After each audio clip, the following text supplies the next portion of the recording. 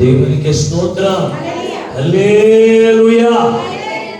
ప్రభునందు అత్యంత ప్రియమైన దేవుని బిడ్డలారా, ఇప్పుడు మన ప్రభువు లోకరక్షకుడైన యేసుక్రీస్తు అతి శుభమైన నామమును బట్టి చేరి ఉన్న మీకు అందరికీ కూడా పేరు పేరున నా హృదయపూర్వక వందనాలు తెలియపరుస్తున్నానండి. ఈ వాక్యం వీక్షిస్తున్న మీకు కూడా నా హృదయపూర్వక వందనాలు తెలియపరుస్తున్నానండి.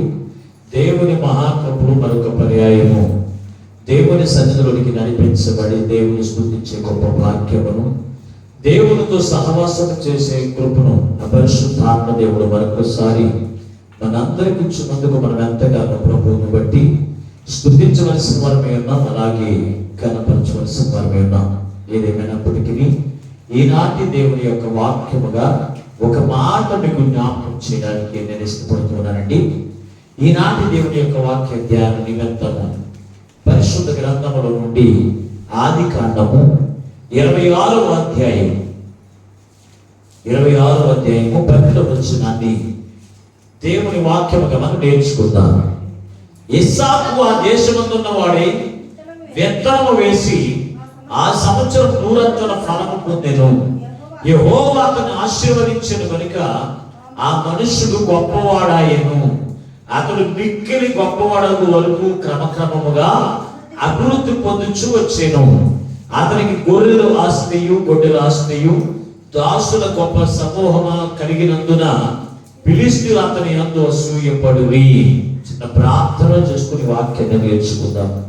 మహోన్నతుడా మహాగరుడైన మా ప్రియ పరలోకపు తండ్రి, నీ పరిశుద్ధమైన ఘనమైన నీ శ్రేష్టమైన నామమునకి మీకు వందనాలు స్తోత్రాలు చెల్లిస్తూ ఉన్నాం. ఇంతవరకు పాటల ద్వారా స్తుతి ఆరాధన ద్వారా నీ నామమునకు మహిమ తెచ్చుకున్నాడు.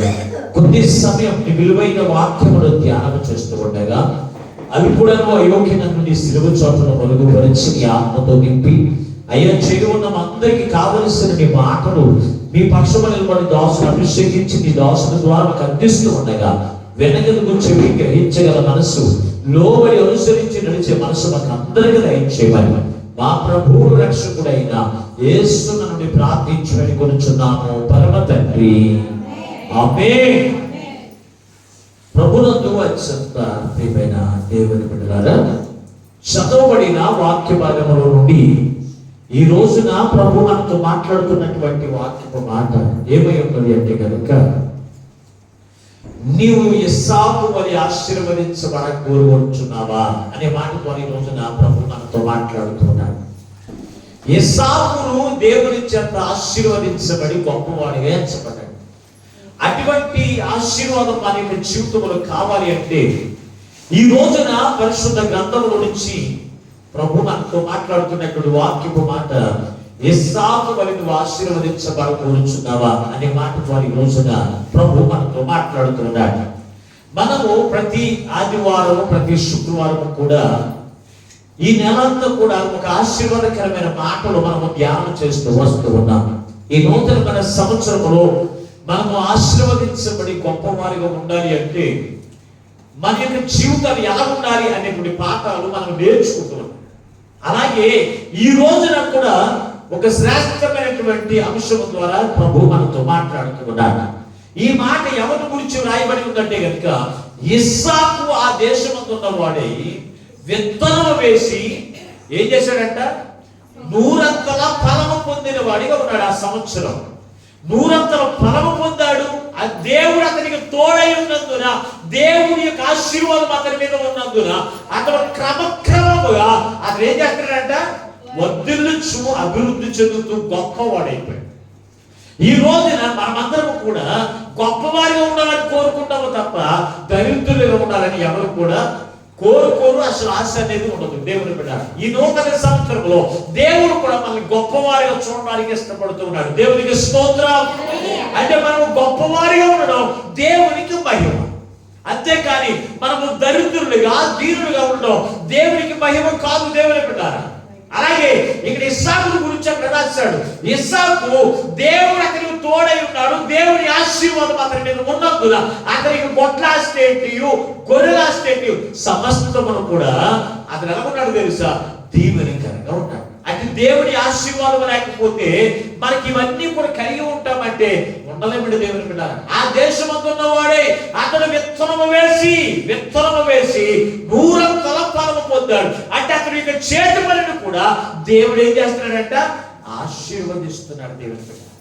మన యొక్క చేతి పనులు కూడా దేవుడు ఆశీర్వదించాలి నూతనమైన సంవత్సరంలో. అందుకే పరిశుద్ధ గ్రంథంలో ఒక చక్కని మాట రాశాడు. చూడండి ఒకసారి, ద్వితీయోపదేశకాండము 2వ అధ్యాయం వచ్చిన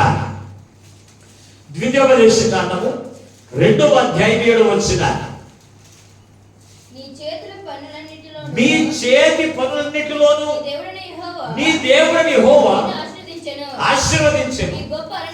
ఈ గొప్ప అరణ్యములో ఈ 40 సంవత్సరములు సంచరించిన సంగతి ఆయన ఎరుగును. దేవుడని యెహోవా మీకు తోడై ఉన్నాడు, మీకేమీ కూడా తక్కువ కాదు. చూడండి, ఇశ్రాయేలు ప్రజల యొక్క జీవితంలో 40 సంవత్సరములు కూడా దేవుడని యెహోవా వారికి తోడై ఉండి వారి చేతి పనులన్నిటినీ కూడా దేవుడు ఏం చేశాడంట? ఆశీర్వదించాడు. ఈ రోజున నువ్వు కష్టపడి కూలి పని చేయొచ్చు, ఉద్యోగం చేయొచ్చు, పశువులు మేపొచ్చు, వంట పని చేయొచ్చు, ఇంటి పని చేయొచ్చు, లేకపోతే వ్యాపారం చేయొచ్చు. ఏదైనా కుటుంబ పోషణ కొరకు నువ్వు ఏ చేతి పని అయితే నువ్వు చేస్తున్నావో ఆ చేతి పనులన్నిటికీ కూడా దేవుని యొక్క తోడు ఖచ్చితంగా కావాలి. దేవుని యొక్క తోడు ఉండాలి. ఆ పనిని కూడా దేవుడు ఏం చేయాలో తెలుసు అంటే ఆశీర్వదిస్తే మనం ఏం చేస్తామో తెలుసా? క్రమక్రమముగా వర్ధిల్లుతాం, క్రమక్రమంగా విస్తరించి ఏం చేస్తామో తెలుసా? ఆనాడు ఇస్సాకు ఎలాగైతే గొప్పవాడిగా ఎంచబడ్డాడో నీ జీవితంలో కూడా గొప్పవాడిగా నీవు కూడా ఎంచబడతావు. అయితే ఇస్సాకుకు దేవుడు తోడుండడానికి గల కారణం ఏంటి? ఇస్సాకును దేవుడు ఆశీర్వదించడానికి గల కారణం ఏంటి? ఇస్సాకు 100 ఫలము పొందడానికి గల కారణం ఏంటి అనేటువంటిది ఈ రోజున మనం తెలుసుకుని మనము కూడా ఇస్సాకు వలె మనం దీవించబడాలనే ఉద్దేశంతోనే ప్రభు మనందరితో మాట్లాడుతూ ఉన్నారు. ఒక 4 విషయాలు ఇస్సాకు అభివృద్ధి చెందడానికి, ఆశీర్వదించబడడానికి, అతను క్రమక్రమముగా వర్ధిల్లడానికి ఒక 4 విషయాలు ఈ రోజున మీ ఎదుటి పెట్టిన ఈ రోజున వాక్యాన్ని ముగిస్తాను. మీరు పరిశుద్ధ గ్రంథంలో 26వ అధ్యాయాన్ని చేత పట్టుకుని ఉండండి. 26వ అధ్యాయం నుంచి నేను కొన్ని మాటలు మీకు జ్ఞాపకం చేస్తాను. ఆదికాండం 26వ అధ్యాయము 2వ వచనం చదవండి. అక్కడ యెహోవా అతనికి ప్రత్యక్షమై నీవు ఐగుప్తులోనికి వెళ్ళక నీతో నేను చెప్పు దేశమందు నివసించుము. చాలండి. ఈ యొక్క ఇస్సాకు ఎక్కడికి వచ్చాడు అంటే గెరారు ప్రదేశంలోనికి వచ్చాడు. వచ్చినప్పుడు అక్కడ దేశంలో తన యొక్క దేశంలో కొనుగొన్నప్పుడు గెరారు ప్రదేశంలోకి వచ్చినప్పుడు అక్కడ రాజు దగ్గరికి వెళ్ళినప్పుడు అబ్రహాము కాలంలో ఉన్నటువంటి కొరువు కాక మరలా తన కుమారుడి ఇస్సాకు దినములో కూడా కొరువు వచ్చిందంట. కొరువు వచ్చినప్పుడు ఇతను ఎక్కడికి వచ్చాడు అంటే దేవుని యొక్క నడిపింపును బట్టి గెరారు దేశంలోనికి నడిపించబడ్డాడు. గెరారు దేశంలోకి వచ్చిన తర్వాత దేవుడు అతనితో చెప్తున్న మాటలు తెలుసా? ఇస్సాకు, నీవు మరలా ఐగుప్తులోనికి వెళ్ళకము అన్నాడు. నువ్వు ఈ దేశంలో నివసించు, గెరారు దేశంలోనికి నువ్వు ఏమాత్రం కూడా వెళ్ళడానికి వీలు లేదు అంటున్నాడు. దేవుడు బిడ్డారా, ఐగుప్తు దేశంలోనికి వెళ్ళడానికి వీలు లేదు అన్నాడు. ఐగుప్తు దేనికి సాదృశ్యంగా ఉంది అంటే కనుక దాసత్వానికి, రెండవది పాపానికి సాదృశ్యంగా ఉంది. అంటే దేవుని చేత విడుదల పొందిన ప్రతి వారు కూడా, దేవుని చేత విమోచించబడిన ప్రతి వారు కూడా మళ్ళీ ఎక్కడికి వెళ్ళకూడదంట? పాపములోనికి వెళ్ళకూడదు. నిన్ను పాపం అనేటువంటి బంధకాల్లో నుంచి, పాపం అనేటువంటి దాసత్వంలో నుంచి దేవుడు నీ కొరకు సిద్ధపరిచిన ఆశీర్వాదములకు వారసుగా చేయడానికి సిద్ధపరిచిన ఆ కార అనేటువంటి దీవెనను పొందుకోవడానికి దేవుడు నిన్ను నడిపిస్తూ ఉన్నప్పుడు మొట్టమొదటి దేవుడు నీతో చెప్తున్నాడు. దేవుడు నీకు తోడై ఉండి నిన్ను వర్ధిల్లింప చేయాలన్నా, 100 ఫలమును పొందుకునేటట్లు చేయాలన్నా, దేవుడు నిన్ను ఆశీర్వదించాలి అన్నా నువ్వు మళ్ళీ ఎక్కడికి వెళ్ళకూడదో తెలుసంటే ఐగుప్తు అనేటువంటి పాపము లోకంలోనికి నువ్వు వెళ్ళడానికి వెళ్ళి. ఎందుకో తెలుసా? పాపము యొక్క పాశములు నిన్ను ఏం చేస్తా తెలుసా? పట్టుకుని విడిచిపెట్టము. మీరు పరిశుద్ధ గ్రంథంలో మీరు చూడగలిగితే యెహెజ్కేలు గ్రంథం 3వ అధ్యాయం 24వ వచనం కూడా చదువుకుందా. యెహెజ్కేలు గ్రంథం 3వ అధ్యాయం 24వ వచనం.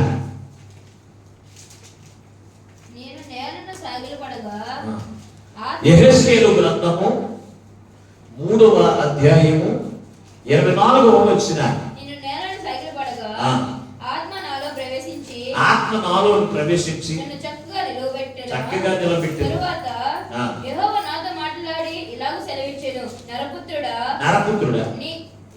వారు నీ మీద పాశములు వేసి వాటితో నిన్ను బంధింపబోదురు గనుక వారి ఎదుకు వెళ్ళక ఇంటికి పోయి తాగునిండుము. ఏం చేయమంటాడు? నీవు ఎక్కడికి వెళ్తున్నాడండి? యెహోవా నాతో మాట్లాడి ఎలా సెలవిచ్చాడు, నరపుత్రుడా వారు నీ మీద పాశములు వేసి వాటితో నిన్ను బంధింపబోదురు కనుక వారి యొద్దకు వెళ్ళక ఇంటికి పోయి దాగి ఉండవు. ఎక్కడికి వెళ్ళొద్దు అంటున్నాడండి? ఎక్కడికి వెళ్ళొద్దు అంటున్నాడు? మరలా పాపం అనేటువంటి లోకంలోనికి మాత్రం వెళ్ళడానికి వీల్లేదు. పాపం అనేటువంటి లోకంలోనికి నువ్వు వెళ్ళడానికి వీల్లేదు. ఎందుకో తెలుసా? అక్కడ ఏం చేస్తే తెలుసా? పాపం యొక్క పాశములు నిన్ను ఏం చేస్తే తెలుసా? బంధించి మరలా నిన్ను పాపంలో నుంచి నువ్వు బయటికి రాను. కనుక ఆ పాపం లోకంలోనికి నువ్వు వెళ్ళడానికి వీల్లేదు. ఐగుప్తు వంటి పాపంలోనికి వెళ్ళడానికి వీల్లేదు. వెళ్తే పాప పాశములు ఏం చేస్తారు తెలుసా? వదలవేంటి? ఈ రోజున చాలా మంది ఏం చేస్తారు తెలుసా? పాపపు పాశములు చిక్కుకుని తన ప్రాణాలు పోగొట్టుకునే వారు చాలా మంది ఉన్నారు. సైబర్ టీమ్ ఏం చేస్తారో తెలుసా? వారు వీడియో కాల్ చేసి నీ యొక్క సెల్ని, నీ యొక్క సిమ్ని వారు ట్రాక్ చేసి ఏం చేస్తున్నారో తెలుసా? నీకు వీడియో కాల్ చేసి లేకపోతే దోషణకరమైనటువంటి ఫోటోలు చూపించి ఏం చేస్తారో తెలుసా? నిన్ను వారు స్వాధీనం చేసుకుని నీ ఫోటోలన్నీ కూడా వారి దగ్గర పెట్టుకుని ఏం చేస్తారో తెలుసా? బ్లాక్మెయిల్ చేసి ఏం చేస్తారో తెలుసా? నువ్వు ఈ రోజున 10,000 ఎంటర్ మొదలు పెడతారంట. 10,000 అలాగే కోట్ల రూపాయల వరకు నేను తీసుకుని వెళ్తారు. లేకపోతే కనుక నీ వీడియోస్, నీ ఫోటోలన్నీ కూడా ఎక్కడ పెడతామంటారు తెలుసా? ఫేస్బుక్ లో, యూట్యూబ్ లో అప్లోడ్ చేస్తావు. నీ జీవితం అంతా కూడా నాశనం అయిపోతుంది అంటారు. అంటే వీళ్ళు ఏం చేస్తారు? ఆ పాపము పాశములో నుంచి బయటికి రాలేక ఈ రోజున ఎందరో తెల్లారి లేస్తే టీవీలో చూస్తూ ఉంటే, పేపర్లో చూస్తూ ఉంటే సైబర్ టీమ్ మోసగాడి యొక్క మోసాలు చూస్తూ అనేక మంది ప్రాణాలు కోల్పోయిన వారు ఈ రోజున లోకంలో ఉన్నారు. అంటే పాపము పాశంలోనికి వెళ్ళిన వారు వారిని బయటికి రానివ్వండి. వ్యభిచారం యొక్క జీవితంలోకి వెళ్ళిన వారు వ్యభిచారం యొక్క టీంలో నుంచి బయటికి రానివ్వండి. నిన్ను అందులోకి మనం చెక్కడానికి వీల్లేదు. అందుకే నరపుత్రుడా నువ్వు దేవుల్లో చక్కగా నిలబడు. ఇదిగో ఆ పాపమైనటువంటి బానిసత్వంలోనికి నువ్వు వెళ్ళడానికి వీల్లేదు. నువ్వు తిరగడానికి వీల్లేదు. వెనకకి తిరగొద్దన్నాడు యెహెజ్కేలుని. ఎప్పుడు కూడా దేవునికి సన్నిధులు తప్ప అతను పాపపు లోకానికి కానీ పాపం యొక్క చిక్కుల్లోనికి కానీ అతను ఎప్పుడు కూడా చిక్కబడ్డాడు. ఈ రోజున చాలా మంది ఈ రోజున యేసు రక్తం ఇచ్చి విమోచించబడుతున్నారు. వారిని దీవించడానికి దేవుడు ఇష్టపడుతూ మీ పాపం అనేటువంటి బద్ధకంలోకి మీరు వెళ్ళొద్దమ్మా అని ఎంత చెప్పినా పాపం అనేటువంటి దాసత్వంలోనికి వెళ్ళి ఆ పాపం అనేటువంటి బానిసత్వంలో నుంచి బయటికి రాలేకపోతున్నారండి. ఈ రోజున త్రాగుడికి అలవాటు అయిపోయిన వారు త్రాగుల నుంచి బయటికి రాగలుగుతున్నారా? తాగకపోతే ఉండలేకపోతారండి. డాక్టర్ గారు చెప్తున్నారు, నువ్వు ఇంకా తాగితే నువ్వు చచ్చిపోతావు అబ్బాయి అని చెబుతున్నా ఈ రోజు త్రాగుల నుంచి బయటకు వస్తున్నారండి? రావట్లేదు. ఎందుకో తెలుసా? ఆ త్రాగుడు అనేటువంటి పాపము పాశములు ఏం చేస్తారో తెలుసా? అతన్ని బంధించేస్తున్నాయి. ఆ పాపముల నుంచి బయటికి రాలేకపోతున్నారు. పేకాట అనేటువంటి బంధకాల్లో చెక్కబడిన వారు ఈ రోజున ఎందరో ఉంటున్నారండి. దేవుని బిడ్డారా, నాకు తెలిసిన ఒక ఆయన రాజమండ్రిలో బ్యాంకులో జాబ్ చేస్తూ ఉండేవారు. అతనికి నెలకి 50,000 రూపాయలు జీతం వచ్చేది. అతడు బాగా దేనికి అలవాటు అయిపోయాడు తెలుసా? అతను యవనస్తుడు ఒక వివాహం చేసుకున్నాడు. చక్కని భార్యను దేవుడు ఇచ్చాడు. మొట్టమొదటిగా గర్భఫలాన్ని ఒక కుమార్తెని ఇచ్చాడు. కుమార్తెని ఇవ్వకముందు అతను దేవుడిలో చెక్కబడ్డాడు తెలుసా? పేకాటకు బానిసత్వం అయిపోయాడు. అతను త్రాగుడు కానీ చెడు అలవాటు కానీ ఏమి లేవు. కానీ ఒకే అలవాటు ఉంది తెలుసా? ఏంటంటే పేకాట. ఈ పేకాటకి బానిసత్వం అయిపోయి తనకున్నటువంటి ఇల్లును కూడా ఏం చేశాడు తెలుసా? తనఖా పెట్టేశాడు. ఇంకా అప్పులైపోయాడు. ఇంకా ఇల్లు పోగా 7-8 లక్షలు ఇంకా అప్పు అయిపోయాడంట. వాళ్ళందరూ కూడా పీకి మీద కత్తెట్టినట్టు అడుగుతూ ఉంటే ఇతనికి ఏం చేయాలో తెలియక ఆ సెల్ ఫోన్ తీసుకుని ఇంకా పేకాట ఆడుతూ గోదావరి మీద ఆ యొక్క బ్రిడ్జి మీద నడుచుకుంటూ వెళ్ళి గోదావరిలో పడిపోయి చనిపోయాడు. ఎందుకంటే కనుక ఆ యొక్క బంధకాల నుంచి అతడు రాలేకపోయాడండి. తన భార్య నేను చూసాను, వెళ్ళి చూస్తే ఆమె యొక్క ఏడుస్తూ ఉంటే కన్నీరు కున్నూరైపోయింది దేవుని బిడ్డారా. ఎందుకంటే వివాహమయ్యి ఆమెకు ఇంతకు సంవత్సరంన్నర అయిందంతే. మరి అతడు ఈ పాప పాశం నుంచి బయటికి రాలేక ఏమైపోయాడో తెలుసా, అతడు ఆత్మహత్య చేసుకోవలసిన పరిస్థితులు ఏర్పడింది. ఈ రోజున ఎందరో అటువంటి త్రాగుడికి కావచ్చు, పేకాడికి కావచ్చు, జోదాలకు కావచ్చు, లేకపోతే వ్యభిచారాలకు కావచ్చు, దానికి దాసులైపోయినటువంటి వారు ఎందరో తన ప్రాణాలు కోల్పోతూ ఉన్నారు. అందుకే అంటున్నాడు, ఇదిగో మేము మిమ్మల్ని ఆశీర్వదించాలండి ఇస్సాకు నేను నిన్ను ఆశీర్వదించాలి అంటే నువ్వేం చేయొద్దు, మళ్ళీ ఐగుప్తులోనికి వెళ్ళడానికి వీల్లేదండి అని చెప్పాడు. ఈ రోజున క్రీస్తులోనికి నడిపించబడిన నీవు యేసుక్రీస్తు చేత నీ పాపం అనేటువంటి బంధకాల నుంచి విడిపించబడిన తర్వాత నువ్వు మరలా పాపం అనేటువంటి పాపము యొక్క పాశంలోనికి వెళితే కనుక వాటిలో నుంచి నువ్వు బయటికి వద్దామనుకున్న రానేమిటాయి, వద్దామనుకున్న వ్యభిచారం యొక్క గృహాల్లోకి వెళ్ళి వారు అలవాటు అయిపోయిన వారు ఏం చేస్తారో తెలుసా, అక్కడి నుంచి వచ్చేద్దామన్న రాగలుగుతున్నారండి, రాలేకపోతున్నారండి. గల కారణం ఏంటంటే ఆ పాపము పాశములు అటువంటి మనం పట్టుకునే కనుక ఇస్సాకు ఆ పాపం అనే ఐగుప్తులోనికి నువ్వేమాత్రం కూడా వెళ్ళడానికి వీల్లేదు అన్నాడు దేవుని బిడ్డ. ఇంకా మనము పాపం అంటే వ్యభిచారము, లేకపోతే దొంగతనము, దోపిడితనం అని అనుకుంటాము. కానీ ఇంకా మీరు చూడగలిగితే సంఖ్యాకాండము 24వ అధ్యాయం 1 వచ్చిందని కూడా ఒకసారి చదవండి. 24వ అధ్యాయము సంఖ్యాకాండం 24వ అధ్యాయం 1 వచ్చిన ఇశ్రాయేలును దీవించుట యెహోవా దృష్టికి మంచిదని బిలాము తెలుసుకున్నప్పుడు ఏంటంటే మునుపటి వలె శకునము చూచుటకు వెళ్ళక ఏం చేశాడంట, ఇంతకు ముందు ఏం చూసేవాడంటే అతడు బిలాము ఎవరు, ప్రవక్త. బిలాము ఎవరండి, ప్రవక్తలు శకునాలు చూసుకుంటారంటారా? ఈ రోజు అటువంటి శకునాలు చూసే పాస్టర్లు ఏరనుకుంటున్నారా? మాట్లాడరేంటండి. మా ఊళ్ళో కొంతమంది పాస్టర్లు ఉన్నారు, మంగళవారం దిన కార్యక్రమాలు పెట్టరంట, ఆదరణ కూడికలు పెట్టరంట, వివాహాలు పెట్టరంట, మంగళవారం భోజనాలు చెప్పకూడదంట. అంటే ఇదేంటి, శకును చూడడం కదా? మాట్లాడరేంటి. ఖచ్చితంగా ఈ బిలాము కూడా ఎప్పుడు దేవుని ప్రజలను ఆశీర్వదించబడిన వాడే, దేవుని ప్రజలను దీవించవలసిన వాడే. ఇతరే శకునాలు చూసుకునేవాడంట, శకునాలు చూసుకునేవాడు. కానీ దేవుని ప్రజలను ఎప్పుడైతే దీవించమని ఎంత హెచ్చరిక చేసినా వినకుండా వెళ్ళిన తర్వాత చివరి క్షణాల్లో అతను ఏం చేశాడంట, శకునములు చూచుటకు వెనకకు ఎంతకు ముందు వలే అని రాశాడు. అక్కడ ఖచ్చితంగా ఉందా లేదండి, అక్కడ ఉందా? ఎంతకు ముందు. మరొకసారి ఆ మాట చదవండి. అతను మునుపటి వలే శకునములు చూచుటకు వెళ్ళక ఏం చేశాడు, దేవుడు గాడిద చేత బుద్ధి చెప్పించుకున్న తర్వాత కూడా ఇతను బుద్ధి రాలేదండి.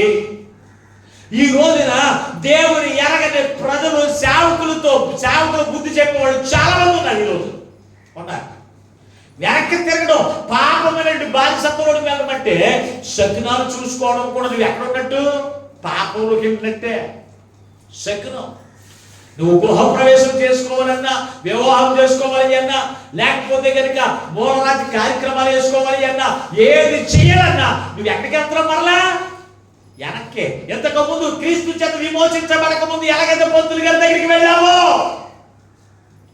ఇంతకు ముందు క్రీస్తు చేత విమోచించబడక ముందు ఎలాగైతే అర్జునుడు ఆశ్రయించావో, నువ్వు మరలా అటువంటి జీవితాన్ని జీవించడానికి వెనక్కి వెళ్ళడానికి వీల్లేదు.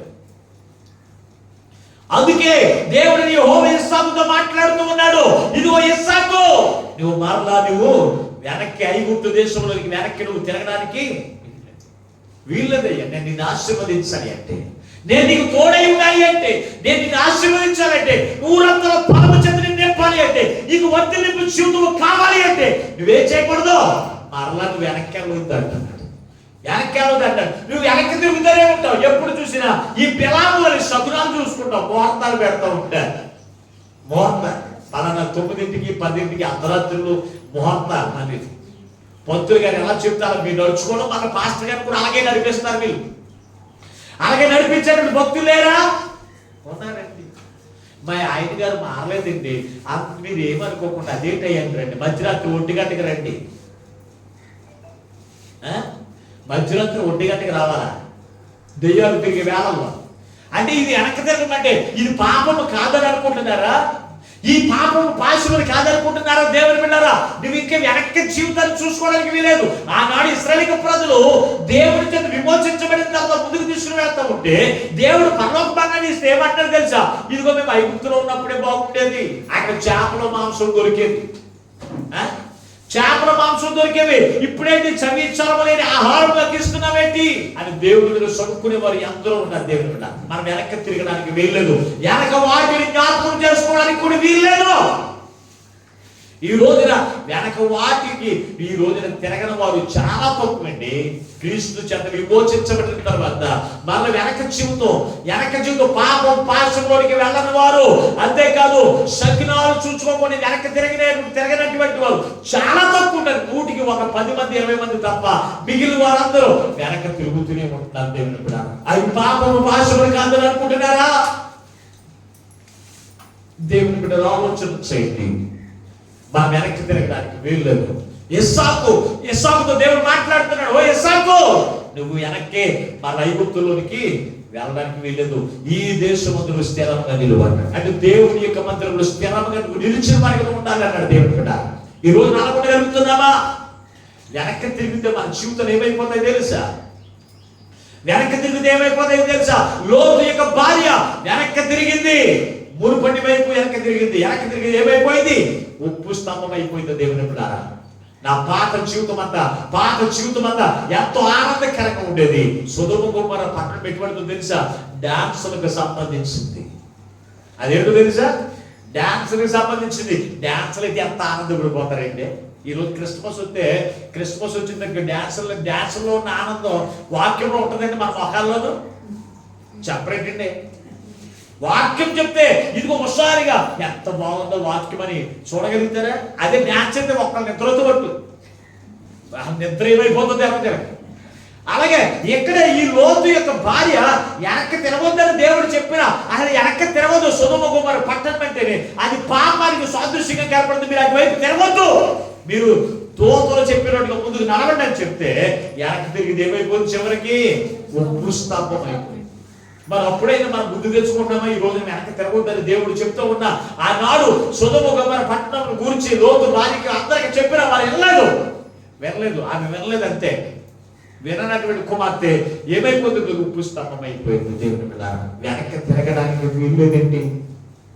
పాపం నిన్ను లాగుతూ ఉంటది, పాపం పాశంలోకి వెళ్ళడానికి వీల్లేదు.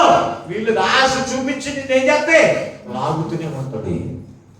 ఇస్కరియోతు యూదా ఏమైపోయాడు? అతడు నీతిమంతుడే. అమ్మివేయడానికి గల కారణం తెలుసా? అతడు ఎప్పుడు కూడా తనకు ఉన్నటువంటి మనసంతా డబ్బు మీద ఉండేది. వెనక్కి తిరిగాడు, దేవుడు వెంబడిస్తూ వెనక్కి తిరిగాడు. ఏమైపోయాడు? తన జీవితంలో నాశనాన్ని తెలుసుకున్నాడు. ఈ రోజు మేము దేవుల్లోనే ఉన్నామండి, మేము అసలు వెనక్కి తిరగమండి. దేవుల్లోనే ఉన్నావా? ఏ విషయంలో దేవులో ఉన్నామని ఏ విషయంలో నీవే తీర్మానం చేసుకుంటున్నావు? ఎప్పుడన్నా పరిశీలన చేశారా? పరిశీలన చెయ్యాలి ఖచ్చితంగా. నువ్వు దీవెనకరమైన జీవితం పొందుకునే వరకు నువ్వు ఉండాలి అంటే, ఆశీర్వాదకరమైన జీవితం పొందుకునే వరకు ఉండాలి అంటే, దేవుడు నీకు తోడుండాలి అంటే నువ్వు ఖచ్చితంగా పాపములోంచి వేచే ముందు బయటికి వచ్చి దేవుడు స్థిరులుగా నిలబడాలి ఖచ్చితంగా. అప్పుడు ఖచ్చితంగా దేవుడు నేను ఏం చేస్తాడు తెలుసా? దీవించక మానడు. దేవుడు నీకు తోడుండగా మానడు. ఇస్సాకు మరలా అతడు దీవించబడడానికి ఆశీర్వదించడానికి 2వ కారణం 20వ అధ్యాయం చూడండి ఒకసారి. 26వ అధ్యాయంలో మీరు చూడండి ఒకసారి. పరిశుద్ధ గ్రంథం మీరు చూడగలిగితే 3వ వచనం ఇస్సాకు సెలవిచ్చిన మాట. 26వ అధ్యాయం 3వ వచనం,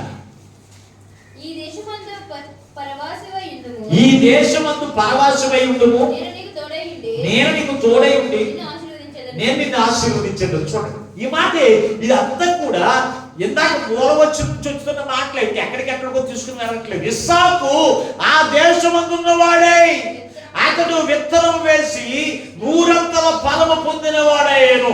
దేవుడు అతనికి తోడై ఉన్నందున అతడు క్రమక్రమముగా వర్ధిల్లాడు. దేవుడు అతనికి తోడున్న చూడండి, ఇక్కడ ఏమన్నాడు? నీవు ఆ దేశమందున్న వాడే ఏమన్నాడు? నీవు పరవయస్సువై ఉండుము అన్నాడు. అవునా లేదా? ఆ దేశంతో కలిసిపోమన్నాడా? మాట్లాడండి. పరవాసి అంటే ఏంటి? పరవాసి. పర అంటే ఏంటి? ఇహలోకం వేరు, పరలోకం వేరు. పరలోక సంబంధులు ఎలాగ జీవించాలో మహా జీవించాలి. లోకంలో ఉన్నప్పుడు పరలోక దూతలు పరిశుద్ధతను ఎలాగో కాపాడుకుంటుందో అలాగ నీవేం చేయాలి తెలుసా? మాటలోను, క్రియల్లోను, ప్రవర్తనలోను పరనివాసిగాను ఉండు అన్నాడు. ఈ రోజున దేవుడి చేత విమోచించబడిన వారు దేవదూతలు పోలినటువంటి మాటలు కనపడుతున్నాయా? మాట్లాడరేకండి. పరనివాసులు బూతులు ఆడతారండి. పరనివాసులు బూతులు ఆడతారా? ఉమ్మన్రాండి. మీరు బూతులు ఆడి బ్యాచ్ చేయండి, మాట్లాడతలేదు. దేవునికి స్తోత్రం, హల్లెలూయా. మనం చెప్పాను కదా, మౌనము అంగీకారములకు సాదృశ్యం అని చెప్పాను కదా. మీరు మౌనంగా ఉంటే ఆడినట్టే. దేవునికి స్తోత్రం. పరనివాసులు అబద్ధాలు ఆడతారా? ఇప్పుడు రక్షణ పొందిన వాళ్ళు అబద్ధాలు ఆడుతున్నారా? ఆడతలేదా? ఆడతలేదా? అంటే మీరు పరనివాసులుగా ఉంటున్నారా? దేవుడికి తోడుండాలనుకుంటాం, మంచిదే. దేవుడు ఖచ్చితంగా తోడుంటాడు. ఎవరికి? ఏశావు అన్నాడు, నేను నీకు తోడై ఉండాలి అంటే నీవు పరనివాసిగా ఉండు, పరవాసిగా ఉండు అన్నాడు. కలిసిపోమనలేదు. లోతు కుటుంబం సొదొమ గొమొర్రా పట్టణంలో నివసిస్తూ ఉన్నారు. సొదొమ గొమొర్రా పట్టణస్తులందరూ కూడా ఎటువంటి వాళ్ళు తెలుసా? పచ్చి వ్యభిచారులు. చిన్న పిల్లల మొదలుకొని వృద్ధుల వరకు కామ వాంఛ కలిగిన వారు.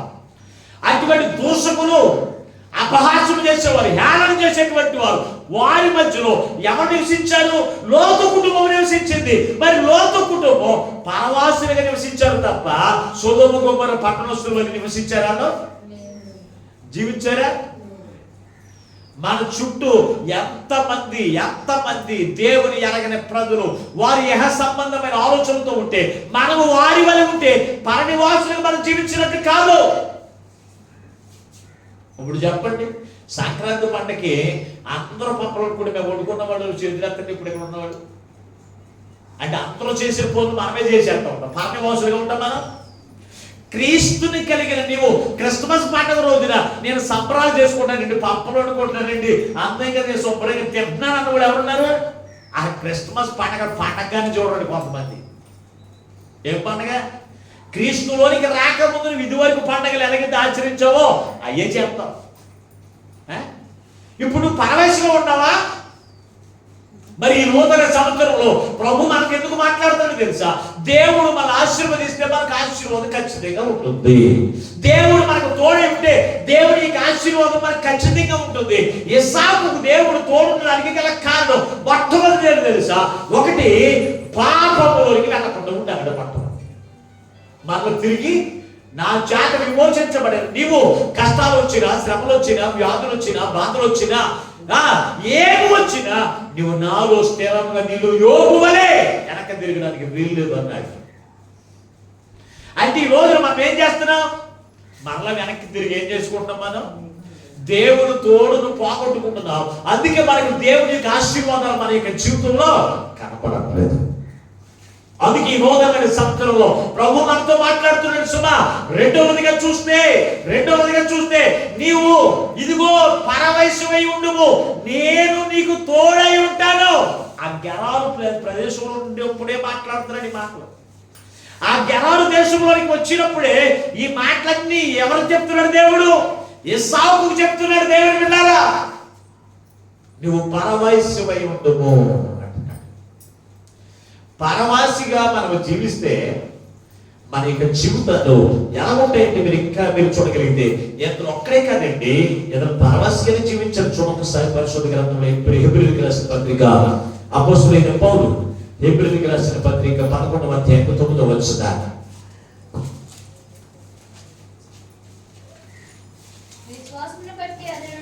విశ్వాసమును బట్టి అతడును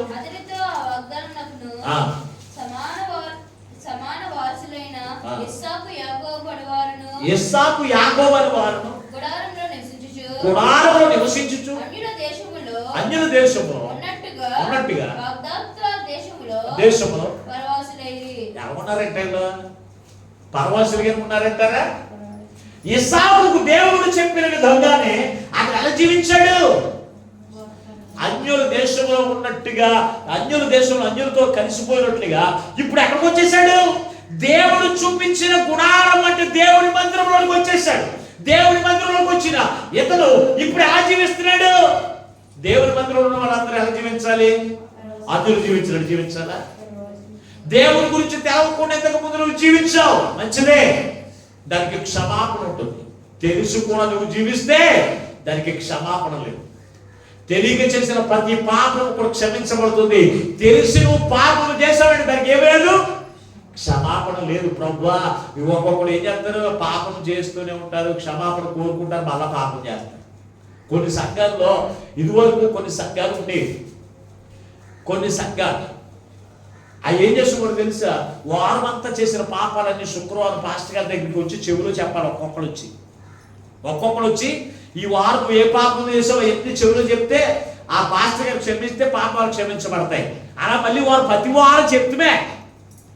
అండ్ ప్రతి వారం చెప్తే అంటే పాపం చేయకూడదు, అది పాపం అని తెలుసు, మరి నువ్వు ఇంకా పాపం చేస్తేను.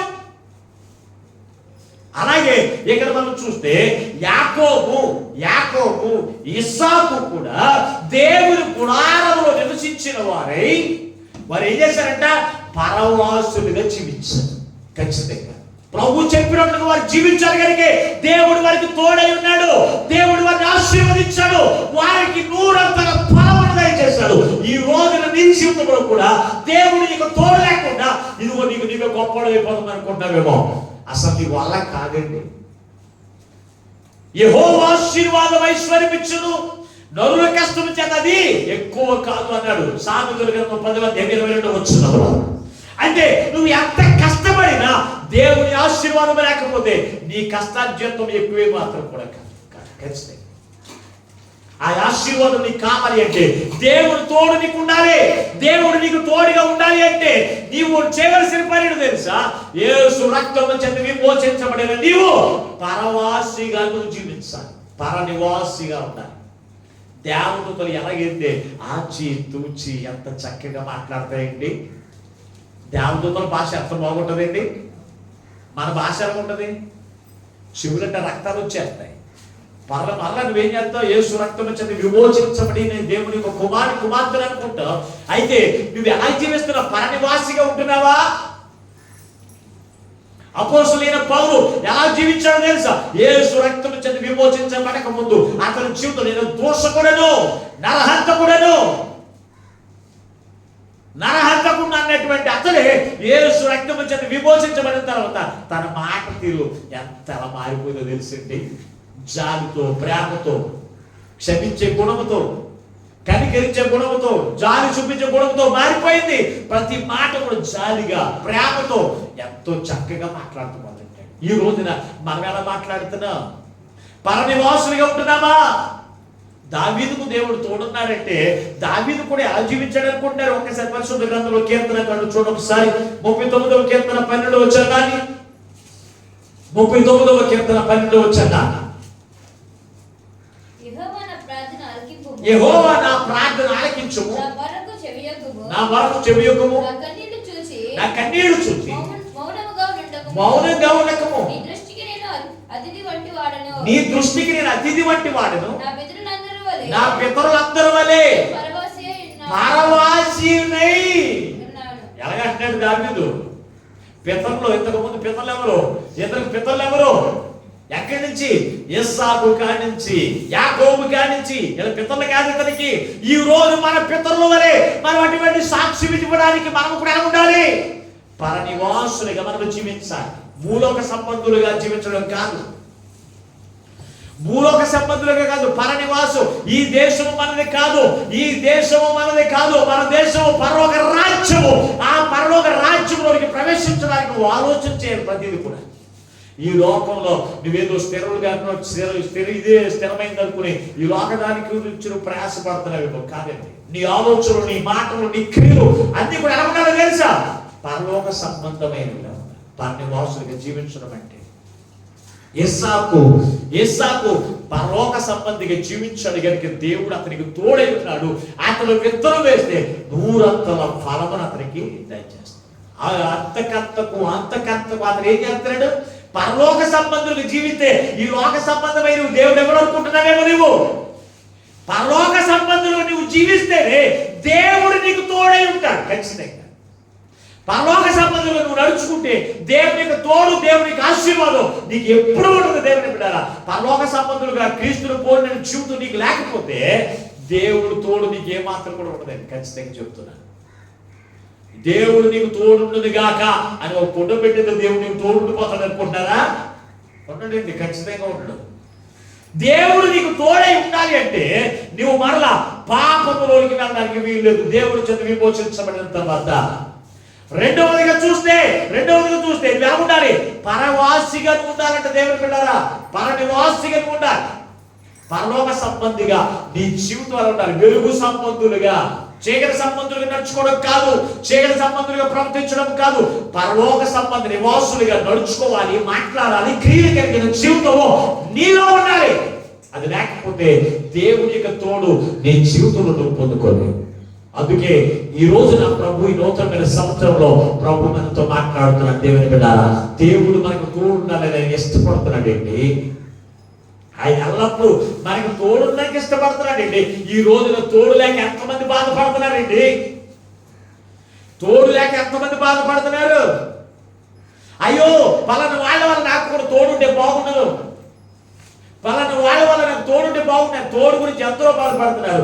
దేవుడే నీకు తోడై ఉంటే నిన్ను ఇక్కడ దేవుడు ప్రతిదీ కూడా సమర్పరుస్తూ ఉంటే కాదు, దినదినము నీ చేతి పనులన్నింటినీ దేవుడు ఏం చేస్తాడు? ఆశీర్వదిస్తాడు.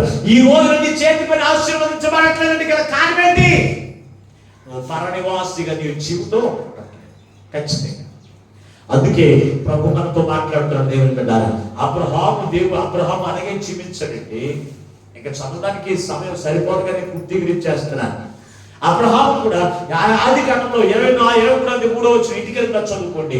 అబ్రహాముని గురించి తన దగ్గర ఉన్నటువంటి ఎవరు ఎలియాజరు సాక్ష్యం ఇస్తున్నాడండి. 24వ అధ్యాయంలో అంటాడు, నా యజమానుడికి దేవుడు తోడై ఉన్నందున, నా యజమానుడు దేవుడు ఆశీర్వదించినందున గొడ్ల ఆస్తియు గొర్రెల ఆస్తియు ఏం చేసి ఇదిగో విస్తరించి గొప్పవాడయ్యాడయ్యా నా యజమానుడని ఎలియాజరు సాక్ష్యం ఇస్తున్నాడు. ఈ రోజున నీవు కూడా పరనివాసిగా నువ్వు జీవించగలిగితే దేవుడు నీకు తోడే ఉంటాడు, దేవుడు నిన్ను ఆశీర్వదిస్తాడు. నిన్ను కూడా ఏం చేస్తాడు? దేవుడు గొప్పవారిగా చేయడానికి ఆయన ఇష్టపడుతున్నాడు. దేవుని బిడ్డలారా, ఎంతవరకు నీవు పరనివాసిగా జీవించకుండా ఈ లోక సంబంధులుగా అన్యులు నడుచుకున్నట్లుగా, దేవుని ఎరగని ప్రజలు ప్రవర్తించినట్లుగా, దేవుని ఎరగని ప్రజలు నడుచుకున్నట్లుగా, మాట్లాడినట్లుగా నీ జీవితం ఉంటే గనుక ఈ రోజున ప్రభు నీతో మాట్లాడుతున్నాడు. నీవు పరనివాసిగా నువ్వు జీవించు, నేను నీకు తోడై ఉంటానని ఆనాడు ఇస్సాకుతో చెప్పిన దేవుడు ఈ రోజున నీతో నాతో కూడా ఆయన చెప్తున్నాడు ఖచ్చితంగా. మూడో మాటలకు వెళ్ళిపోదా. మూడో మాట ఏంటంటే కనుక నా ఆజ్ఞలను చూడండి. 12వ వచనం చదవండి ఒకసారి. ఆదికాండము 5వ అధ్యాయం 26వ అధ్యాయము 5వ వచనం. ఆదికాండం 26వ అధ్యాయం చేతపడుతున్నాను చెప్పాను నేను. 26వ అధ్యాయం 5వ వచనం. అబ్రహాము నా మాట విని నేను విధించిన దాన్ని, నా ఆజ్ఞలను, నా కట్టడలను, నా నియమములను గైకొనని చెప్పెను. ఈ మాటలకి ఎవరితో చెప్తున్నాడు? యెస్సాకుకి దర్శనమిచ్చి గెరారు దేశంలో చెప్తున్నటువంటి మాటలేండి ఇవన్నీ. ఏమంటాడంటే, నా దాసుడైనటువంటి అబ్రహాము నా ధర్మశాస్త్రం ఉన్నటువంటి నా ఆజ్ఞలను విధులను గైకొని వాటి చెప్పిన తెచ్చాడు. ఓ అబ్రహామా, నీ కుమారుని ఒక కుమారుని నాకు బలి చేయి అన్నాడు. ఏం చేసేటప్పుడు బలి ఇవ్వడానికి తీసుకొచ్చేసాడు లేదా? తీసుకొచ్చేసాడు. ఆయన ఆజ్ఞాపిస్తే తను ప్రేమించే కుమారుని కూడా దేవునికి ఇవ్వడానికి వెనకలేదు. ఓ అబ్రహామా, నీ తల్లిని, నీ తండ్రిని, నీ పుట్టిన సంపదను విడిచిపెట్టి నేను చూపించే దేశానికి వెళ్ళి నేను ఆశీర్వదిస్తాను, నేను గొప్పవాడు చేస్తానన్నాడు. అంటే ఏం చేశాడు? దేవుని మాటకు లోబడిపోయి మోటములు సర్దుకుని ఏం చేశాడు? వెళ్ళిపోయింది. అందుకే నీ తండ్రి అయిన అబ్రహాముకు నేను ఆజ్ఞాపించిన ధర్మశాస్త్రం అంతా చొప్పున అతను గైకొన్నాడు, విన్నాడు, విని దాని ప్రకారం చేశాడు. నీవు కూడా నా ఆజ్ఞలను, నా విధులను నువ్వు అనుసరిస్తే నేను నీకు తోడై ఉంటాను, నిన్ను గొప్పవాడిని చేస్తానని అతను చెప్తున్నాడు దేవుని కదా. ఈ రోజున మనము దేవుని చేత విమోచించబడ్డా దేవుని ఆజ్ఞలను గైకొంటున్నామా? మీరు 6 రోజులు కష్టపడండి, 7వ రోజు పరిశుద్ధమైన మాత్రం మీరే పని చేస్తున్నారని మాత్రమే ఆరాధించండి ఆజ్ఞ. ఇది ఎంతమంది గుర్తుంటుందండి? గుర్తుంటే జన్మంతరం ఏమైపోతారు. కానీ నేను దేవుళ్ళు ఏదైనా కష్టం కలిగినప్పుడు అంటారు, వాళ్ళ మొహాలు చూడలేనండి వెళ్ళినప్పుడు. ఎందుకంటే బాధలో వాళ్ళు ఏమన్నా కెలిగితే మళ్ళీ ఇంకా ఏడుస్తారని మాట్లాడ తప్ప వాళ్ళ గురించి నాకు తెలుసు. ప్రార్థనకి రారు, దేవుని ఆజ్ఞలు లెక్క చేయరు, దేవుని మాటలు లెక్క చేయరు, ఎవరి ఇష్టమవుతారని జీవిస్తారు. కష్టం కలిగినప్పుడు ఏం చేస్తారు? ఏడుతారు. నేను దేవుల్లో ఉన్నానండి, ఏం చేశాడు నాకు ఇది ఎంత కష్టం కలిగింది. ఏంటో జబ్బు నీకు? నువ్వు దేవుల్లో ఉన్నావా? రక్షణ పొందితే దేవుల్లో ఉన్నట్టేనా? ప్రభు బలాలను తీసుకునేది దేవుల్లో ఉన్నట్టేనా? దేవుని ఆజ్ఞలు చెప్పు నువ్వు చేయాలి. దేవుని యొక్క కట్టడలు దేవుడు పలందు చేయకూడదు అన్నప్పుడు నువ్వు ఖచ్చితంగా నువ్వు చేస్తే నువ్వు దేవుని ఆజ్ఞలను విధులను అనుసరిస్తున్నట్లు దేవుడు నీకు తప్పనిసరిగా నీకు తోడుగా ఉంటాడు. ఆయన నిన్ను ఆశీర్వదించడానికి తోడుగా ఉంటాడు. ఇస్సాకుతో మాట్లాడుతున్నాడు, ఇదిగో అబ్రహాము నేను ఆజ్ఞాపించిన వాటన్నిటి ప్రకారం చేశాడయ్యా, నీవు కూడా నా ఆజ్ఞలను నా విధులను నువ్వు అనుసరించి నువ్వు జీవించు, నేను నీకు తోడై ఉంటానన్నాడు దేవుని బిడ్డ. పరిశుద్ధ గ్రంథంలో ఇంకా మీరు చూడగలిగితే ఆదికాండము 18వ అధ్యాయము 19వ వచనం అబ్రహాము గురించి ఎంత చక్కని మాట్లాడారు చూడండి ఒకసారి. 18వ అధ్యాయం 19వ వచనం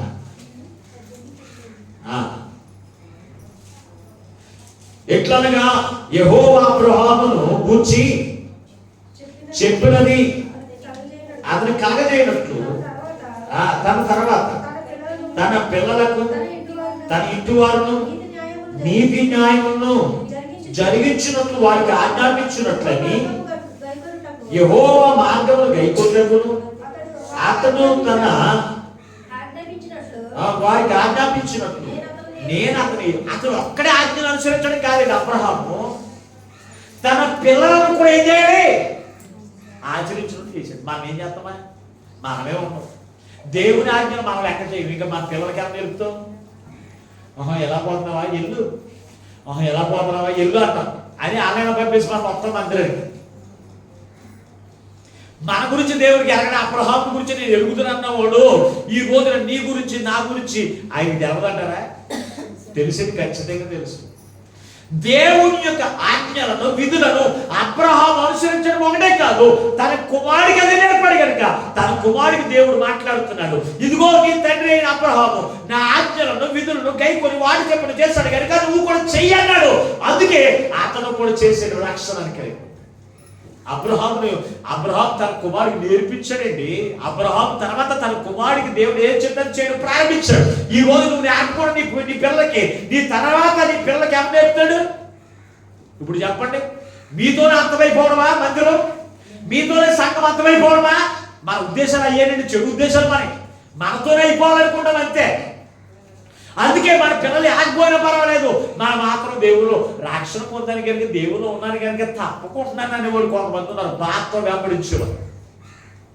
ఖచ్చితంగా దేవుని యొక్క తోడు మనకి జీవితంలో కావాలి అంటే, దేవుని యొక్క ఆశీర్వాదం మనకి కావాలి అంటే, మనం ఏది చేసినా దేవుడు సఫలత చేకూర్చాలి అంటే మన యొక్క ఎప్పుడు కూడా దేవుని ఆజ్ఞలను విధులను మనం కట్టబోషముగా ధరించుకుని మనం చేస్తూ మన పిల్లలకి మన కుటుంబానికి నేర్పించే వరకు ఉండాలి ఖచ్చితంగా. అంతేకాని ఇదిగో మనకి కష్టమైపోతుంది, ఇక మన పిల్లలకి ఏం నేర్పగలమండి? దావీదు భక్తుడు ఒక మాట చక్కని మాట్లాడారు చూడండి ఒకసారి. పరిశుద్ధ గ్రంథంలో చూడగలిగితే రాజుల మొదటి గ్రంథం 15వ అధ్యాయం వచ్చిన దావీదు ఉరియా భార్య బత్షెబ విషయంలో తప్ప అతడు దేవుని ఆజ్ఞలో ఏది కూడా తప్పుకోలేదంటే అతని జీవితంలో. చాలా ఒకసారి రాజుల మొదటి గ్రంథం 15వ అధ్యాయం వచ్చిన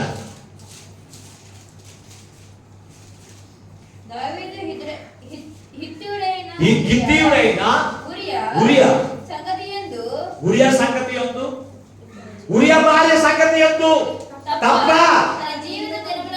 తన జీవిత దినములన్నీ యెహోవా దృష్టికి యథార్థముగా నడుచుకొనుచు యెహోవా అతనికి ఇచ్చిన ఆజ్ఞలలో దేని విషయమందును తప్పిపోకుండా కనుక దావీదు నిమిత్తం అతని తర్వాత సంతానానికి కూడా దేవుడు ఆశీర్వదించాడు. దావీదు ఉరియా భార్య ఒక్క విషయంలో తప్పిపోయాడండి. తర్వాత దేవుడు తనకి ఆజ్ఞాపించిన ఆజ్ఞలన్నిటిలో ఒక్కటి కూడా తప్పిపోకుండా చూసుకున్నాడు. ఖచ్చితంగా మనం చూసుకుంటామా? ఆదివారం ప్రార్థన మానేస్తాం, ఇది ఒకటి దేవుని ఆజ్ఞను మీరిపోతాం. రెండవది పక్కింటి వంకాయలు పుల్లకాయలు కోసుకుని వచ్చేస్తాం. పక్కింటి అయ్యి కూడా కోసుకుని వచ్చేస్తాం. అది దొంగతనం చేయకూడదు, అది ఆజ్ఞ కదా. నీ పొరుగు వారిని ఏది కూడా ఏం చేయకూడదు, ఆశించకూడదు. పొరుగు వారిని ఏది కూడా ఆశించకూడదు, ఇది ఆజ్ఞ కదా. దొంగతనం చేయకూడదు ఆజ్ఞ. పొరుగు వారిది ఏది, దొంగిలించకూడదు, నరహత్య చేయకూడదు, సూటిపోటు మాటలు చేత చంపేయడం. ఒకవాడు మాట్లాడితే వెళ్ళిపోయి ఉత్తినే చచ్చిపోతాను జనం. అలా మాట్లాడుకుంటాయి. ఇది నరహత్య కాదనుకుంటున్నారా? అది నరహత్య. ఈ ఆజ్ఞలు కాదనుకుంటున్నారండి దేవుని బిడ్డారా? నీ దేవుడని హో తప్ప భూమి ఎందుకు కానీ భూమి కింద నీళ్ళ ఎందుకు కానీ దేనిని కూడా ఏ రూపం కూడా చేసుకోకూడదు, దేనికి సాగిల పడకూడదు అంటే నువ్వేం చేస్తున్నా? రూపాలు చేసుకుని దానికి సాగిలు పడుతూ నమస్కారం చేస్తూ దేవుడని యెహోవా రోషము కలిగిన దేవుడు అని చెబుతున్నా రోషము లేనివాడు అనుకుంటున్నావు దేవుని బిడ్డ. ఆయన రోషము కలిగిన దేవుడు. ఆయన ఆజ్ఞాపించాడంటే దాని ప్రకారంగా నువ్వు చేయాలి. పోలీసు ఆజ్ఞాపిస్తే ఉదయం ఆదివారం 9 గంటలకి ఇక్కడ పోలీస్ స్టేషన్లో ఉండాలి అని చెప్పాడు అనుకో, ఇన్స్పెక్టర్ ఏం చేస్తారు? 9 గంటలకల్లా అక్కడ ఉండాలంటే ఏం చేస్తావు? 9 అవకుండా అయిపోయి కూర్చుంటావు. ఎందుకంటే నువ్వు లేటుకి వెళ్తే లాకి ఉంటుంది అది దగ్గర. ఏం చేస్తాడు? కాళ్ళ మీద ఎక్కడ కొడతాడో మోకాళ్ళ మీద కొడతాడు దేవుడి కనుక నువ్వు ముందు వెళ్ళిపోతావు. అయితే దేవుడు కొట్టడానుకుంటున్నారా? చెప్పండి ఒకసారి. దేవుడు కొట్టడానుకుంటున్నారా? ఆయన ఆజ్ఞలు, ఆయన రోషము కలిగిన దేవుడు. ఆయన ఆజ్ఞాపించినప్పుడు ఆయన ఆజ్ఞని లెక్క చేయను అన్నట్టు తిరుగుతూ ఉన్నావంటే, దేవుని ఆజ్ఞని లెక్క చేయకుండా నువ్వు తిరుగుతున్నావంటే అసలు దేవుడు అంటే భయం ఉందా? ఇన్స్పెక్టర్ అంటే భయమే ఉండొద్దని నేను అనట్లేదు. దేవుడు అంటే భయం ఉందా? అసలు ఉండట్లేదండి. పిల్లలకేమో తల్లిదండ్రులు అంటే భయం ఉండట్లేదు, విశ్వాసులకేమో పాస్టర్ గారు అన్న భయం ఉండట్లేదు, విశ్వాసులకేమో దేవుడు అన్న భయం ఉండట్లేదు. చెప్పండి ఒకసారి. ఖచ్చితంగా చెప్తున్నాను, ఉదయం 10 గంటలకు ఆరాధన స్టార్ట్ అవుతుంది. ఖచ్చితంగా వచ్చేయండి. ఒక వారం పాస్టర్ గారు ఉంటారు, ఒక వారం నేను ఉంటాను. ఎంతమంది అవుతున్నారు? ఎంతమంది అండి? అసలు లెక్క ఉందండి. అసలు బోర్డు పాస్టర్ గారు ఈయన చెప్తే నేను అడ్మిట్ అనుకుంటున్నాను. ఏమనుకుంటాం మనం? బోర్డు పాస్టర్ గారు ఈయన, బోర్డుదార పాస్టర్ గారు కదా అనుకుంటారేమో దేవుడు పెట్టారు. బోర్డు పాస్టర్ గారు ఈయన చెప్తే నేనంటే కాదు. మనం ఏం చేయాలి?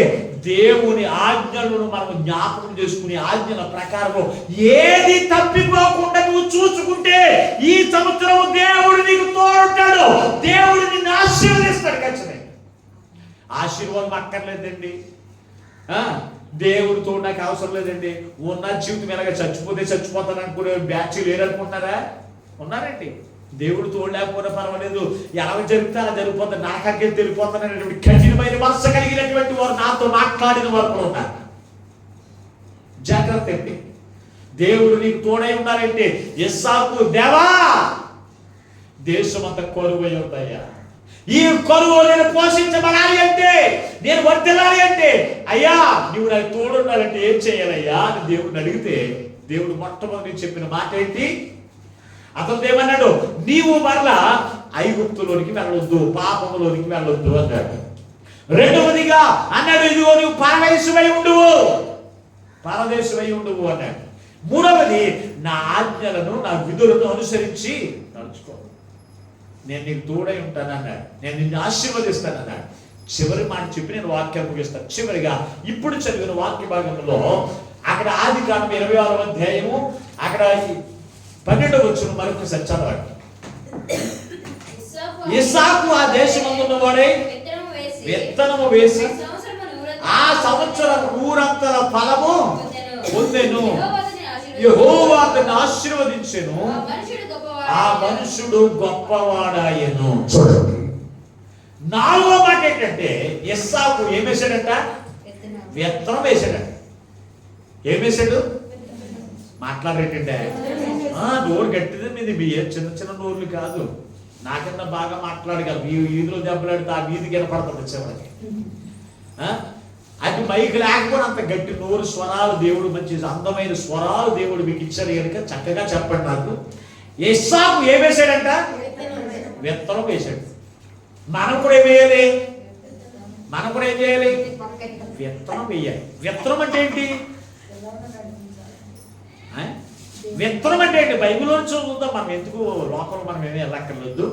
ఎస్సాకు ఏ విత్తనం వేశాడు? పరిశుద్ధ గ్రంథంలో మీరు చూడగలిగితే లోకాసు రాసిన సువార్త 8వ అధ్యాయం 11వ వచనం. విత్తనం అనగానే గుర్తుకొచ్చేది ఖచ్చితంగా. యేసు ప్రభువు ఒక ఉపమానం చెప్పాడు. చెబుతున్నాడు, ఒక మనుషుడు విత్తనములు జరుగుతూ ఉండగా కొన్నేమో మొలకెచ్చుల్లోను, కొన్నేమో రాతి నేలను, కొన్నేమో త్రావ పక్కన, కొన్నేమో మంచి నేలను పడిన విత్తనములు అన్నాడు. అలా విత్తనం అంటే ఏంటి? అక్కడ యేసు ప్రభువు అని చెప్పాడు. జవాబు విత్తనం అంటే చదవండి ఒకసారి మాట. ఇంకా తీలేదమ్మా. విత్తనము దేవుని వాక్యం. విత్తనం అంటే ఏంటి? దేవుని వాక్యం వేయాలి. దేవుని వాక్యం ఎక్కడ వేయాలి? ఇప్పుడు చెప్పండి. ఎక్కడ వేసాడంటారు? ఇస్సాకు. ఆ దేశమందు ఉన్నవాడే ఇస్సాకు విత్తనము వేసి అతడు ఏం చేశాడంట? 100 ఫలము పొందాడు. విత్తనం ఎక్కడ వేయాలి? విత్తనం ఏంటంటే విత్తనం వాక్యం ఎక్కడ వేయాలి? చదవండి. అది కూడా వాక్యం నుంచి చూడొచ్చు. మీకు అర్థమవుతుంది కదా. హోషేయ గ్రంథం 10వ అధ్యాయం 12వ వచనం. హోషేయ గ్రంథం 10వ అధ్యాయము 12వ వచనం. హోషేయ గ్రంథం నీతి ఫలించినట్లు మీరు విత్తనము వేయుడి, ప్రేమను కోత మీరు కొయ్యుడి. యెహోవాను వెతుకుటకు ఇదే సమయము కనుక ఆయన ప్రత్యక్షమై నీ మీద నీతి వర్షం కురిపించినట్టు వారికి ఎన్నడను దున్నని బీడు భూములు దున్నుడి. చూడండి, విత్తనం ఎక్కడ వేయాలి? బీడు భూములు దున్ని వేయాలి. విత్తనాలు వేసేవాడు ఎక్కడ పడితే అక్కడ వేసేస్తారా? ఏం చేయాలంట? విత్తనాలు వేసేవాడు ఏం చేస్తారు? వ్యవసాయం చేసేవాడు బాగా తెలుసు. విత్తనాలు ఎక్కడ వేస్తారు? గట్టిపడిపోయి ఆరిపోవడం వేసకాలం నేలలాగా. ఆరిపోయిన నేల మీద విత్తనాలు ఎత్తే మొలుస్తాయా? ఏం చేస్తారయ్యి? ఆ గట్టి నేలను ఏం చేయాలి? మెత్తన చేయాలి. ముందు నీరు పెట్టి మెత్తన చేయాలి. మెత్తన చేసి దాన్ని దున్ని మెత్తన చేసి అప్పుడు ఏం చేస్తారు? మెత్తగా ఉన్నటువంటి బీడు భూముల్లో ఏం చేస్తారు? విత్తనం వేస్తే అది ఎంతో చక్కగా మొలుస్తుంది. అవునా లేదా? అవునా లేదా? అలాగే మన హృదయము కూడా కఠినమైనటువంటి బీడు భూములాగా అయిపోయినప్పుడు వాక్యమైనటువంటి నీరు చేత మెత్తన చేయబడి దేవుని వాక్యమును మన హృదయంలో వేసుకుంటే అప్పుడు ఫలిస్తుంది. అప్పుడు ప్రేమ అనేటువంటి కోత బయటపడుతుందంట. విత్తనం వేస్తే ఏమవుతుంది? ప్రేమ. అందుకంటాడు మీ నిమిత్తము ఇదిగో నీతి ఫలించినట్లు. ఏ బాబు నిద్ర వైపు రాత్రి ఏం చేసావు? కూర్చో, సరిగా కూర్చో. రాత్రి నైట్ డ్యూటీ చేసావా? దేవునికి స్తోత్రం. చాలా కష్టపడి వచ్చాడు. రాత్రి నైట్ డ్యూటీ చేసి వచ్చినా, ప్రార్థనకు వచ్చినా ఒకసారి రాజకుమార్ చప్పలు కొట్టు. ఒకసారి ఎవరు కొట్టండి? అసలు మాస్టర్ మాటలు అక్కేది చూసారా? దేవునికి స్తోత్రం. హల్లెలూయా. ఈసారి చప్పలు కొట్టినందుకే హల్లెలూయా. ఇక్కడ మనం చూడగలిగితే చూడండి, నీతి ఫలించినట్లు, నీతి ఫలించినట్లు ఏం వేయాలంటే అక్కడ? నీతి ఫలించినట్లు మీరు విత్తనం వేయండి. ఏం విత్తనం అది? వాక్యం. వాక్యం బీడు భూములు ఏంటంట? ప్రేమ అనే కోత అయిపోతుందంట. ఈ రోజు వాక్యం నీలోనికి వస్తుంది. నీలో దేవుణ్ణి ప్రేమించే లక్ష్యం ఉంటుందా? ఇప్పుడు చెప్పండి. నీలో కఠినత్వం పోతుందా? నేను ఇంతే, నేను మూర్ఖురాలుగా ఉంటాను, మూర్ఖురాలుగా మాట్లాడతాను, మూర్ఖుడిగా ప్రవర్తిస్తాను అన్నట్టుగా నువ్వు జీవిస్తున్నావు. అప్పుడు దేవుడు నీకెలా తోడుకుంటాడండి? దేవుడు బిడ్డలారా, అందుకే పరిశుద్ధ గ్రంథంలో చాలా చక్కగా రాశాడు. విత్తనం అనగా వాక్యమే. ఆ వాక్యం ఎక్కడ వేయాలి? దేవుని వాక్యమని నీరు చేత నీ హృదయాలు మెత్తన చేసి నీలో ఉన్న కఠినత్వం అంతా కూడా బయటకు పోవాలి. నీలో ఉన్నటువంటి రాళ్ళు రప్పల వంటివన్నీ కూడా తీసి ఏరి బయటకు పారేస్తే ఏం చేస్తుంది? విత్తనము ఫలిస్తుంది. ఖచ్చితంగా విత్తనాలు వేసి కూడా చూడండి, ఖచ్చితంగా చూస్తాను నేను. వాళ్ళు ఏం చేస్తారు? నీరు పెడతారు, మొట్టమొదటిగా దున్నుతారు. దున్నిన తర్వాత ఏం చేస్తారు? అక్కడ ఉన్నటువంటి రాళ్ళు రప్పల వంటివి రొప్పల వంటివి ఏం చేస్తారు? తీసి పెరిగి బయట పారేసిన తర్వాత అక్కడ అప్పుడు విత్తనాలు వేస్తారు. అలాగే మన హృదయంలో కూడా దేవుని వాక్యం వేసిన తర్వాత ప్రేమ అనే కోత నీలో నుంచి బయటికి రావాలి. ప్రేమ కనపడాలి నీలో. ఈ రోజు దేవుని ప్రజలకు ప్రేమ ఉంటుందండి, ద్వేషాలు ఉంటున్నాయి. మాట్లాడండి. మీరు అందరికీ తెలుసు, ఒకరిని ఒకరు ద్వేషించిన వాళ్ళు ఎంతమంది ఉంటున్నారు? పలానా సహోదరుడు నాకు పడదండి, ఆవిడికి నాకు మాటలేవు, ఆవిడ పలహారం ఏంటో నేను తిన్నాను, ఆవిడ భోజనాలు ఏంటో నేను తిన్నాను, ఇసురు పుచ్చుకుని ఇంటికి వెళ్ళిపోయి భోజనాలు చేసేటువంటి భక్తి పనులు దేవుని మందిరంలో లేకుండా పోలేదా? పలానా సహోదరు పలహారం నేను తిన్నని బయటికి వెళ్ళి విసిరి వేసినటువంటి భక్తి పనులు ఈ రోజున దేవుని మందిరంలో లేకుండా ఉన్నారు. అదేనా విత్తనం వేయడం అంటే? విత్తనం వేయబడితే నీలో ఉండాలి దేవుని ప్రేమ, నీలో కనపడాలి క్రీస్తు ప్రేమ. ఆ వాక్యము నీలో కనపడాలండి. దేవుని పిల్లారా, నీలో కనపడాలి. ఒడ్డిగా చేసావు, పైకి ఏం చూపిస్తుంది? అది భూమిలో వేసావు. భూమిలో ఎత్తే ఒడ్డిగా భూమిలో పాతి పెడితే ఏం చేస్తుంది? బయటికి ఏం చేస్తే ఏ చెడు? ఒడ్డు చెట్టునే చూపిస్తుంది, మొలక చెట్టు చూపిస్తుందా? మాట్లాడండి. నాకైతే ఒడ్డు గింజ ఒడ్డు చెట్టునే చూపిస్తుంది. అవునా? కొబ్బరికాయ భూమిలో పాతి ఏం చేస్తే పన చెట్టు చూపిస్తుందా? ఏం చూపిస్తుంది? మరి వాక్యం అనేటువంటి విత్తనాన్ని నీ హృదయంలో అయితే బయటికి ఏం చూపించాలి మనం? వాక్యం అంటే ఎవరు? క్రీస్తే. అవునా లేదా? ఆది యందు వాక్యం ఉండను, వాక్యమే దేవుడై ఉన్నాను, వాక్యమే దేవుడి యందు ఉండను, ఆ వాక్యమే దేవుడై ఉండేదని చదువుతాం కదా. వాక్యమే దేవుడై ఉన్నప్పుడు వాక్యం అనే విత్తనం నీలో వేసినప్పుడు బయటకు నువ్వు చూపించవలసింది క్రీస్తును చూపించాలి. ప్రేమలోను, దయలోను, కనికరములోను, క్షమించే విషయంలో అన్ని విషయాల్లో కూడా క్రీస్తును చూపించాలి. క్రీస్తును చూపించాలి. మరలా విత్తనం అంటే మరొకటి ఉంది. విత్తనం అంటే వాక్యమును. అలాగే ఇస్సాకు వాక్యం అనేటువంటి విత్తనము తన హృదయంలో ఫలించినట్లుగా అతను ఎల్లప్పుడూ కూడా క్రీస్తు ప్రేమను కలిగిన జీవితాన్ని అతను జీవించాడు. అంతేకాదు దేవుని యొక్క వాక్యం అనే వాగ్దానము చేతముచ్చుకుని వేచేయాలి, ప్రార్థన చేయాలి. ఖచ్చితంగా వాక్యం అనే విత్తనాన్ని చేతముచ్చుకుని మనం ఏం చేయాలి? చదువు ఒక్కసారి పరిశుద్ధ గ్రంథం మీరు చూడగలిగితే జ్ఞానుడు సొలొమోను రాసినటువంటి ప్రసంగి గ్రంథం 11వ అధ్యాయం 6వ వచనం చదవండి. సొలొమోను రాసినటువంటి ప్రసంగి గ్రంథము 11వ అధ్యాయం 6వ వచనం.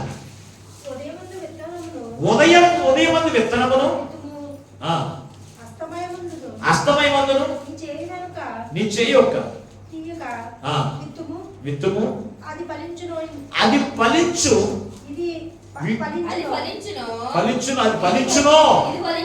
ఇది ఫలించును, లేక రెండు సరి సమానముగా ఎదుగును. నీవు చూడండి, ఇక్కడ చూడండి, ఉదయమందు కూడా ఏం చేయాలంట? విత్తనం వేయాలి. అవునా? సాయంత్రం కూడా ఏం చేయాలన్నాడు? అంటే ఏ విత్తనం? విత్తనం మరొక మాట ఏంటంటే తెలుసా? ప్రార్థన.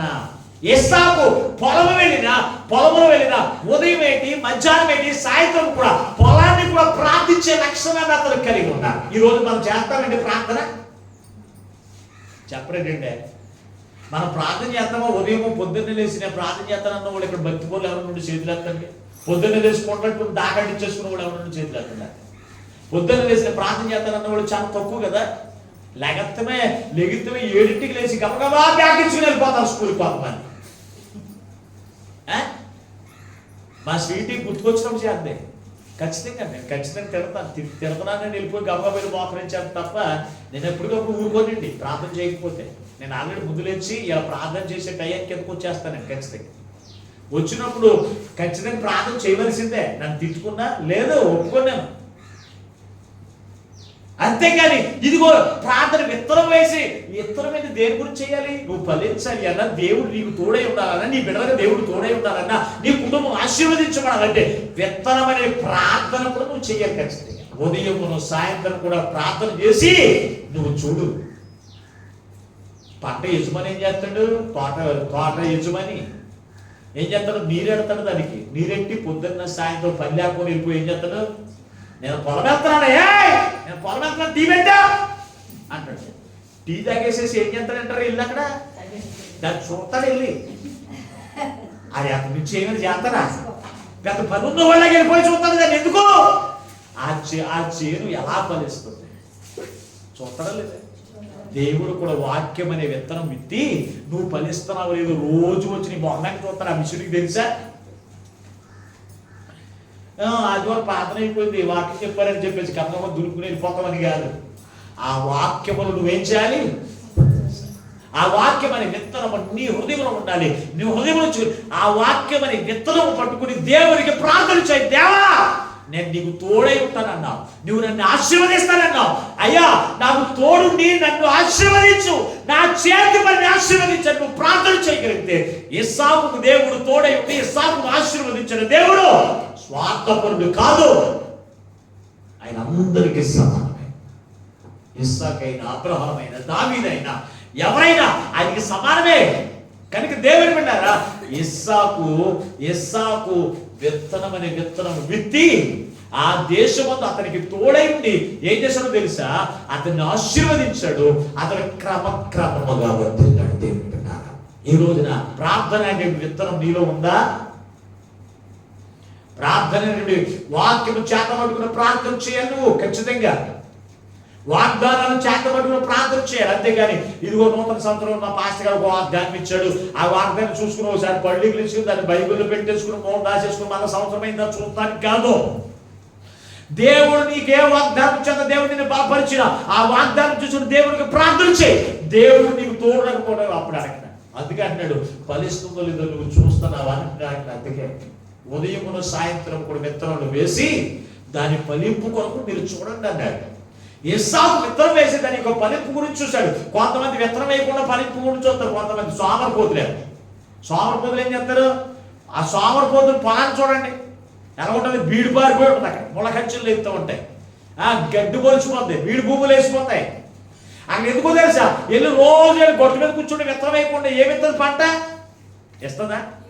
చూడండి, ఆ వాక్యాన్ని కూడా చదివి వాక్యాన్ని కూర్చోండి. పరిశుద్ధ గ్రంథంలో గలతీ పత్రిక 6వ అధ్యాయం 6వ వచనం ఒకసారి చదివి వాక్యం ముగించుకుందాం. గలతీ పత్రిక 6వ అధ్యాయం 6వ వచనం.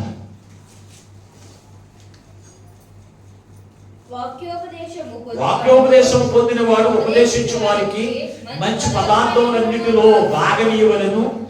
మోసపోబడి దేవుడు విక్రించబడడు. మనుషుడు ఏమి విత్తునో ఆ పంటనే కోయును. ఎలాగనగా తన శరీరేచ్ఛను బట్టి విత్తువాడు తన శరీరం నుండి క్షయమను పంట కోయును. ఆత్మను బట్టి విత్తువాడు ఆత్మ నుండి నిత్య జీవమును పంట కోయును. చూడండి, మోసపోకండి. దేవుడు విక్రించబడ్డం అంటే దేవుడు విక్రించబడ్డం అని ఏమంటున్నాడు అక్కడ? ఇదిగో మనుష్యుడు ఏమి విత్తునో ఆ పంటే పోస్తాడు. ఎత్తకుండా పంట ప్రతిఫలం కావాలంటే ఎక్కడ ఇస్తాడండి దేవుడు? ఒక ఒడ్డు గింజలు ఇస్తాడు అనుకో, ఒక ఒడ్డు గింజలు ఇస్తే ఆ ఒడ్డు చెట్టు ఎన్ని ఒడ్లు ఇస్తుందండి? మీరు ఎప్పుడు గమనించారా? ఎంత గుది కడుతుంది అది. పైన ఎన్ని ఉంటుంది తెలుసా? 100 ఒడ్లు వరకు ఉంటాయి కదా, ఖచ్చితంగా 100 పైన ఉంటాయి. మీరు గమనించారా? ఒక ఒడ్డు గింజ నాటితే ఎన్ని వస్తాయి? ఒకటి నాటితే ఒక మామిడికాయ పాతితే ఏం చేస్తే ఎన్ని మామిడికాయలు ఎత్తుంది చెట్టు? అసలు లెక్కలేదని ఎత్తది. అవునా లేదా? కానీ కొంతమంది విత్తనాల విత్తే విషయంలో చేతులు రావండి. ఖచ్చితంగా విత్తనం అంటే చాలా రకాలు ఉన్నాయి, కానీ వాక్యం వివరించడానికి సరిపోతే ఇంకా చాలా ఉన్నాయి విత్తనం గురించి. ఒకటి విత్తనము అనగా వాక్యము, రెండవది విత్తనము అనగా ఏంటంటే ప్రార్థన, విత్తనము అనగా అది దేవునికి అర్పించే కానుక. ఖచ్చితంగా ఉపదేశించే వారికి ఏం చేయాలంట? మన కుటుంబంలో ఉన్న ప్రతి దానిలో నుంచి కూడా మనం ఏం చేయాలి? బాగా మళ్ళీ ఖచ్చితంగా ఇస్తామండి. మనం ఇవ్వమండి, ఏమో ప్రతి దాని నుంచి ఉపదేశించే వారికి భాగమేమో. పాస్టర్ గారు ఏం తిన్నా ఏం తినకపోయినా ఏమైపోయినా మనకు తెలదు, కానీ మనం మాత్రం ఉపదేశం పొందుకుందామని వెళ్ళిపోతాం. అది దానికి ప్రతిఫలం కావాలండి. దేవుడు మనకి ఎలాగిస్తాడండి? ఎలాగిస్తాడు? ఎప్పుడు? అందుకే అక్కడ రాశాడు వాక్య భాగం అంటున్నాడు, ఇదిగో మనుషుడు ఏమి విత్తునో దాని ప్రతిఫలమే పొందుకుంటాడు. విత్తకున్న ప్రతిఫలం కావాలంటే సోమరిపోతుకున్న లక్షణం. కనుక సోమరిపోతులు వెళ్ళి కాకుండా ఆనాడు ఇస్సాకు ఏం చేసాడో తెలుసా? ఆ దేశమందున్న వాడే విత్తనం వేసి నూరంతల ఫలం పొందిన వాడాయను. దేవుడు అతనికి తోడైనందున దేవుడు అతను ఆశీర్వదించాను. క్రమక్రమముగా వర్ధిల్లుతూ ఉండగా ఏం చేశాడు? తన గొడ్ల ఆస్తియు, ఎడ్ల ఆస్తియు, గొర్రెల ఆస్తియు ఏమైపోయినాయంట? విస్తరిస్తూ ఉంటే ఫిలిష్తీయులు అతను చూచి అసూయ పడేటువంటి ఆశీర్వాదాన్ని దేవుడు అతనికి ఇచ్చాడు. ఈ రోజున మనం చూసి అసూయపడేటువంటి ఆశీర్వాదంతో మనం వారసులుగా ఉండాలి అంటే ఇస్సాకు ఉన్న లక్షణాలు ఒక 4 లక్షణాలు మీరు పెట్టారు. ఈ రోజున ఎక్కడి నుంచి నేను తీసుకురాలేదు, కానీ పరిశుద్ధ గ్రంథంలో ఆనాడు దేశమందు గెరారు దేశంలో దేవుడిని యెహోవా ఆ దేశంలో అతను ఆశీర్వదించబడాలి అంటే, ఆ సంవత్సరం అతను దీవించబడాలి అంటే ఏం చేస్తే అతను దీవించబడతాడో 4 విషయాలు ఆనాడు ఇస్సాకు తెలియపరిచినట్టుగా ఈ సంవత్సరం మనం దీవించబడాలంటే మనము కూడా ఏం చేయాలో తెలుసా? ఒకటి, పాపములోనికి వెళ్ళకూడదు. మరలా పాపం అనేటువంటి బానిసత్వం నుంచి విడిపించిన తర్వాత నువ్వు మరలా పాపం అనేటువంటి దాసత్వంలోనికి వెళ్ళకూడదు. రెండవది, పరవాసిగా నువ్వు జీవించు, పరదేశిగా నువ్వు జీవించు. ఇది నీకు శాశ్వతమైనది కాదు. ఇది ఎవరిదంటే దేవుడిది. దేవుడి యొక్క రాజ్యం, మన పరలోక రాజ్యం. ఆ రాజ్యం కొరకు నేను ప్రవేశించాలంటే పరలోక దూతల యొక్క లక్షణాలు కలిగిన జీవితాన్ని జీవించాలి అన్నట్టుగా పరలోక దూతల వలె నువ్వు జీవించు. లోకస్తులు చేస్తున్న ఆచారాలు, లోకస్తులు చేస్తున్నటువంటి మతాచారాలు, లోకస్తులు చేస్తున్నటువంటి అలవాట్లు ఈ రోజు నీ జీవితంలో నుంచి తీసివే ఖచ్చితంగా. మూడవదిగా చూస్తే ఆజ్ఞలను గైకొని వాటి చెప్పిన చేసేవానిగా మనం ఉండాలి. ఆనాడు ఇస్సాకు దేవుని ఆజ్ఞలు చొప్పున జీవించాడు. అలాగే విత్తనం వేసి నూరంతల ఫలము కొరకు ఎదురు చూస్తేనంట ఆ దేశమందు దేవుడు అతనికి తోడై ఉండి అతను చేస్తున్నటువంటి చేతి పని దేవుడు ఆశీర్వదించాడు. వర్ధుల యొక్క జీవితం ప్రకారం చేశాడు. కనుక దేవుని బిడ్డారా, ఎంతవరకు నీ జీవితంలో ఆశీర్వాదం కనపడక, దేవుని యొక్క తోడు కాక, వర్ధుల యొక్క జీవితం లేకుండా ఇంకా వ్యాధులతో దుఃఖంతో ఉంటే కనుక ఈ రోజున నీ చేతి పని దీవెనకరంగా లేదేమో, నీ యొక్క ఉద్యోగం ఆశీర్వాదకరంగా లేదేమో, నీకున్నటువంటి పొలము ఫలింపు లేకుండా జీవిస్తున్నావేమో. దేవుని బిడ్డారా, ఈ రోజున ప్రభు నీతో మాట్లాడుతూ ఉన్నాడు. ఈ రోజు నీతో ప్రభు మనతో మాట్లాడుతున్నాడు. విత్తనము వేసి నూరంతల ఫలము పొందుకోవడానికి యేసుక్రీస్తు ప్రభు నీ కొరకు నా కొరకు ఈ లోకంలోకి వచ్చిన ఒక విత్తనముగా మారిపోయాడు. ఆయన వేసి ప్రార్థన చేయండి, యేసు నామమును బట్టి ప్రార్థన చేయండి. ఖచ్చితంగా నీ జీవితం అద్భుత కార్యాలను పొందుకోగలుగుతావు. దేవుడు మీకు తోడై ఉంటాడు, మిమ్మల్ని ఆశీర్వదిస్తాడు. ఆయన ఇచ్చే దేవుడికి పాత్రలుగా చేయడానికి ఆయన ఇష్టపడుతున్నారు. అడ్డి కృప వాక్యమున పరిశుద్ధాత్మ దేవుడు ఈ మాటలు వింటున్నప్పుడు అందరికీ అనుగ్రహించును గాక. ఆమేన్. ప్రార్థన చేసుకుందాం. అందరూ తలలు వంచండి, ప్రార్థించండి. ప్రభు మనతో మాట్లాడిన ప్రతి మాటను బట్టి దేవా, ఈ రోజున మా మధ్యలో దిగువచ్చు వేసి ఈ నూతన సంవత్సరం నేను దీవించబడాలి అంటే, నేను ఆశీర్వదించబడాలి అంటే నీ తోడు మాకు కావాలని. నీ తోడు మాకు ఎప్పుడు వస్తుందంటే, అయ్యా నువ్వు చెప్పినట్లు మేము జీవిస్తే నువ్వు మాకు తోడు ఉంటావు. అయ్యా నువ్వు చెప్పినట్లు నేను మీకు జీవిస్తే అయ్యా నువ్వు మాకు తోడు ఉంటావు, మమ్మల్ని ఆశీర్వదిస్తానని తండ్రి ఈ రోజు నీ వాక్యం నుంచి మాతో మాట్లాడావు. ఆనాడు ఇస్సాకుతో అన్నావు తండ్రి, నువ్వు మన ఐగుప్తులోకి వెళ్ళొద్దు, ఈ దేశంలో నిలువు అని అతనికి చెప్పినప్పుడు అయ్యా ఐగుప్తు పాపానికి సాదృశ్యంగా ఉంది, బానిసత్వానికి సాదృశ్యంగా ఉంది. ఐగుప్తు అనేటువంటి బానిసత్వంలోకి మళ్ళా ప్రవేశించకుండా నీలో స్థిరంగా నిలిచిన వాడిగా ఉన్నాడు కనుకనే అతనికి నీవు తోడై ఉన్నావు తండ్రి. అలాగే తండ్రి, మేమందరం కూడా నీలో నిలిచి పాపము ఊబిలో చేరక నీలో నిలిచి అయ్యా నిన్ను పోలినటువంటి జీవితంలో జీవించే కృపను మాకు దయచేయండి ప్రార్థించండి. రెండవదిగా అంటున్నాడు అయ్యా, రెండవ మాటగా నువ్వు పరదేశిగా నువ్వు జీవించు, గెరారు ప్రాంతం నివాసులు జీవించినట్టుగా నువ్వు జీవించడానికి వెళ్ళాను. అన్యులు నడుచుకున్నట్టుగా, అన్యులు ప్రవర్తించినట్టుగా, అన్యులు మాట్లాడుతున్నట్టుగా, దోషులు మాట్లాడుతున్నట్టుగా, బంధికులు మాట్లాడుతున్నట్టుగా నువ్వు మాట్లాడడానికి వెళ్ళాను. నువ్వు పరావైసిగా జీవించు అవునయ్యా. ఆజ్ఞలను అనుసరించి నడుచుకుంటావు తండ్రి. అయ్యా విత్తనం వేసి ప్రతిఫలం కొరకు నువ్వు చూడమన్నప్పుడు తండ్రి, అతడు విత్తనం వేసి ఇచ్చిన ప్రతిఫలం కొరకు చూచి నూరంతల ఫలము పొందుతున్నాడు. ఆ కెనారు దేశం నుంచి ఫిలిస్తీన్ల యొక్క మార్గంలో అయ్యా ఫిలిస్తీన్లందరూ కూడా అతను చూచి అయ్యా మా గ్రామంలోనికి వచ్చి మా దేశంలోనికి వచ్చి మాకంటే విస్తరించిపోతున్నాడే అని అసూయపడేటువంటి ఆశీర్వాదాన్ని ఇస్తాను.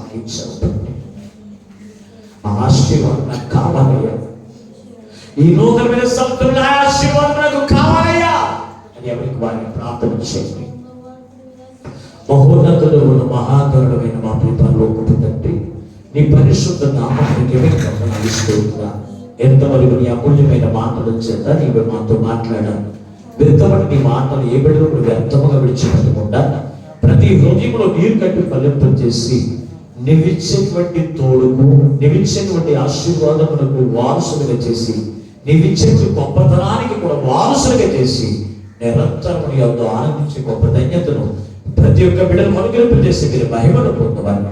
మాతో మాట్లాడి మమ్మల్ని బలపరిచిన యేసు నన్ను ప్రార్థించి వేడుకొనుచున్నాము పరమ తండ్రి, ఆమేన్. దేవుడు మిమ్మల్ని అందరిని దీవించును గాక, ఆమేన్. అందరికీ మరొకసారి నా హృదయపూర్వక వందనాలు.